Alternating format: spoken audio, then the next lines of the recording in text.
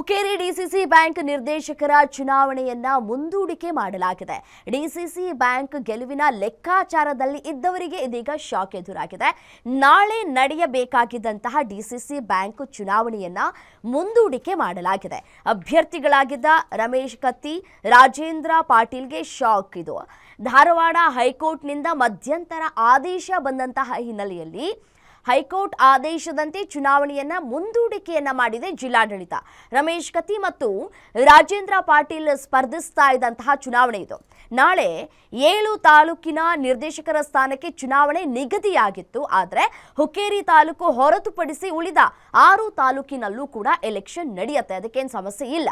ಹುಕ್ಕೇರಿ ತಾಲೂಕಿನ ಪಿಕೆಪಿಎಸ್ ಸಂಘಗಳು ಪ್ರತಿನಿಧಿಸುವ ಚುನಾವಣೆ ಇದು. ಮುಂದಿನ ಆದೇಶದವರೆಗೂ ಚುನಾವಣೆಯನ್ನು ನಡೆಸದಂತೆ ಈ ಒಂದು ಆದೇಶವನ್ನು ನೀಡಲಾಗಿದೆ.